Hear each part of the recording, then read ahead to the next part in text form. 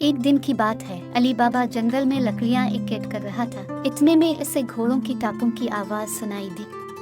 वो डर गया और फौरन अपने 3 गधों को छुपा दिया। फिर वो खुद एक ऊंचे दरख्त पर चढ़ गया ताकि उसे कोई ना देख सके। थोड़ी देर बाद चोरों की एक टोली नजर आई। अली बाबा तो डर के मारे सहम गया, लेकिन खामोश रहा।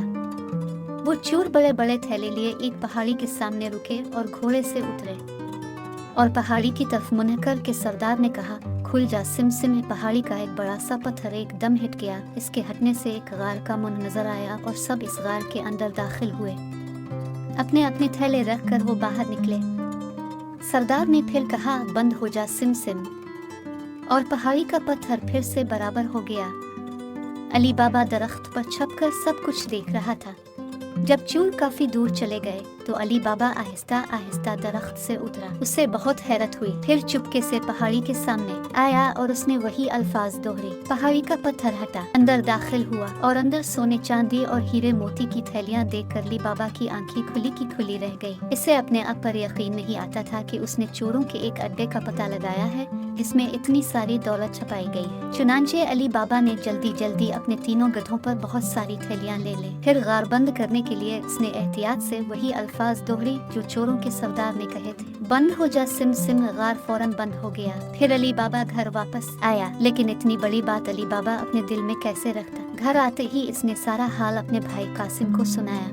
कासिम के दिल में लालच पैदा हुआ। इसने जल्द ही सोना चोरी करने का सोचा। अगले रोज वो 10 गधे लेकर वहाँ पहुँचा। उसने वही अल्फाज दोहरी जिनसे गार खुल गया, अंदर गया, और फिर वही अल्फाज दोहरी जिनसे दरवाजा बंद हो गया। सारा सोना इकट्ठा करने के बाद वो अब भूल गया कि क्या बोलने से दरवाजा खुलता है। वो परेशान हाल इसी पहाड़ी के अंदर पड़ा रहा। जब रात ढली तो कासिम की बीवी बहुत परेशान हुई। बीवी ने अली बाबा को बताया कि कासिम अभी तक नहीं लौटा। उसकी परेशानी अली बाबा से देखी नहीं गई। वो फौरन कासिम की तलाश में निकला। अपने भाई की तबीयत से अली बाबा खूब वाकिफ था। वो बड़ा रास्त चोरों के गार में गया, लेकिन देर हो चुकी थी। जालिम चोरों ने कासिम को मार डाला था। अली बाबा बहुत अफसोस के साथ अपने भाई की लाश वापस लाया और एक बूढ़े पड़ोसी की मदद से इसको चीखे से फेंक कर दिया। जिस वक्त चोरों ने देखा कि कासिम की लाश गुम हो गई तो उन्हें मालूम हो गया कि उनका राज फाश हो गया है।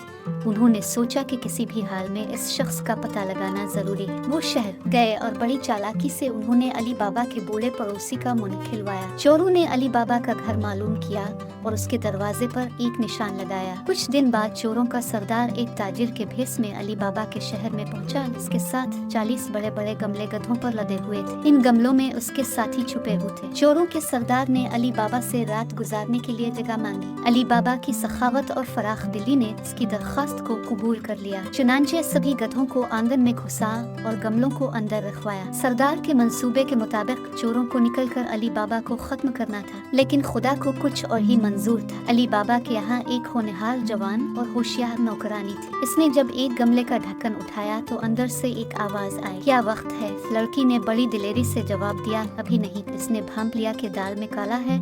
इसने सारे गमलों के ढक्कन हटा हटा कर गर्म तेल से एक एक करके सब चोरों को नींद ही में मार डाला। जब सुबह हुई तो सरदार इस उम्मीद पर आया कि इसके साथी अपने काम के लिए तैयार हो जाएं। मगर जब उसे पता चला कि इसके सब साथी मारे गए तो वो फौरन रफू चक्कर हो गया। होशियार और बहादुर नौकरानी ने अपने मालिक को सारा माजरा बताया। अली बाबा बहुत खुश हुआ कि इसकी जान बच गई। इसने नौकरानी का शुक्रिया अदा किया और उसको मालामाल किया। इस रोज से चोरों का सरदार फिर कभी नजर नहीं आया।